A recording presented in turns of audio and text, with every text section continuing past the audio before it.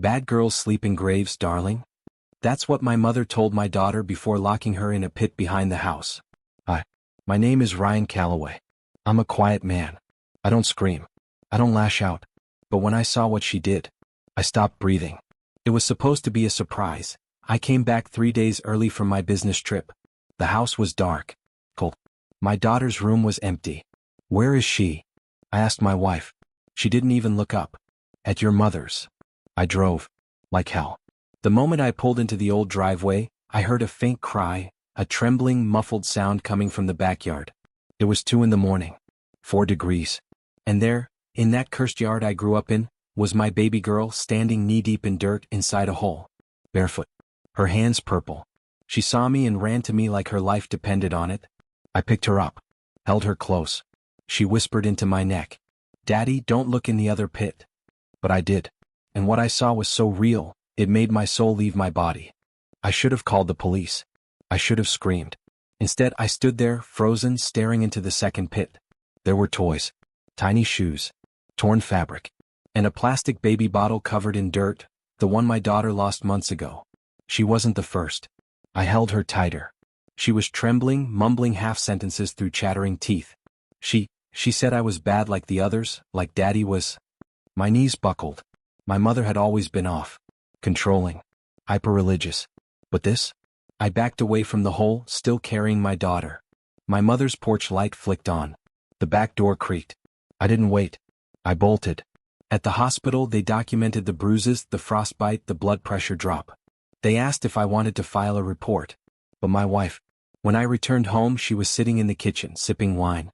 Her phone lit up with a message, "She'll forget. She always does." I asked her, "How long have you known?" She smiled without turning. "Ryan, you really think this was the first time?" My hands were shaking again. But this time it wasn't from shock. This time it was rage. I stared at her, that woman I once trusted with my child. "How long have you known Emily?" I asked again, my voice low. She finally turned to face me. "Your mother's sick, but you always protect her." I just wanted her to handle discipline. Discipline? She left our daughter in a pit. In winter. I couldn't hear anything except the buzzing in my ears. I walked into our daughter's room, packed her favorite plush toy, her blanket, and the tiny boots she called her adventure shoes. Emily followed me. "Where are you going?" I didn't answer. I simply said, "You'll hear from my lawyer." But this wasn't going to be just a custody battle. I knew what I saw in that pit. And I needed answers. I needed truth. I called a friend at the police department. Quietly, I gave him the address, told him what I'd found, and asked him to check if there were any old missing child reports that could match. The silence on the other end said enough. "Ryan," he finally said, "don't go back there alone. I'm sending a team. And be ready. There's more than one case in that area." My stomach turned. My mother was hiding something darker than I'd ever imagined. The officers arrived just after dawn. My daughter slept in my arms, unaware. I hadn't slept. I handed them the address, the photos I'd taken of the second pit, and the voice recording of what my daughter said. One of them, Officer Delgado, went pale when he looked at the photo. "This looks recent," he muttered. "We've had missing persons cases, but no one's ever checked that backyard." They went in quietly. No sirens. No warnings. I waited across the street in my car, clutching my daughter's coat. An hour later, Delgado called me over. "There were bones in the second pit." I couldn't breathe. "Too early to say if they're human," he added, "but it's not animal remains. We've called forensics." He looked at me hard. "You sure you didn't know what was going on?" I shook my head. "I swear. I never thought she was capable of this." She was strict. "Cold. But murder?" Delgado studied my eyes. "We'll know more soon. For now, don't let your daughter out of sight." I nodded, heart pounding. I thought it was over when I took my daughter home. But that night, my phone lit up with a message. A blocked number. One sentence. "You dug up the wrong grave." I didn't sleep that night. I stared at the text on my phone, reading it over and over again. "You dug up the wrong grave." I locked every door. Pulled my daughter's mattress into my room. Slept beside her, one eye on the hallway. The next morning, I returned to the station. Delgado looked up as I walked in. "I need to see the remains again." He frowned. "They're at forensics. We should get results in a few days." "Something's wrong," I whispered. My daughter said, "Don't look into the other pit." That means she knew about both. I only found one. He sat up straighter. There were 2 pits? I nodded. I think there's still something buried out there. He called in backup. We drove back to the grandmother's house. This time they brought dogs. While they combed the backyard, I kept my distance. But one officer started waving. They'd found disturbed earth under a pile of logs. Within an hour, the dogs started barking. Then came the shovel. Then the scream. Delgado turned to me. His face was gray. It's a small box. Taped shut. Smells like chemicals. A forensics tech pried it open, and everyone stepped back.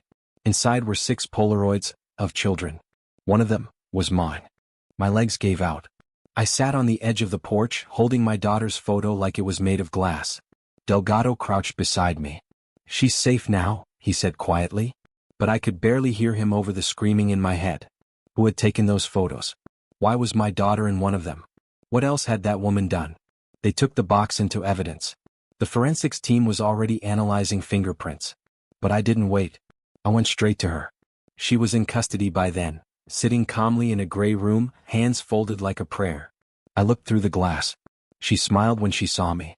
Like nothing had happened. Like she hadn't buried my child alive in the cold. Like she hadn't laughed when the dogs barked. The officer beside me shook his head. She's not talking. Says she was protecting the girl from the devil's whispers. Rambling nonsense. I watched her for a full minute. Then I said, "Get her out of that room. I need her alone. With me." The officer blinked. "That's not protocol." I looked him dead in the eye. "I'm not here for protocol." I opened the door. She whispered, "You still don't know what she is, do you?" I stepped into the room and the door clicked shut behind me. She looked up at me with that same calm, almost motherly smile. "You don't know what she is," she repeated, voice soft. I sat across from her, fists clenched, every breath dragging fire through my chest.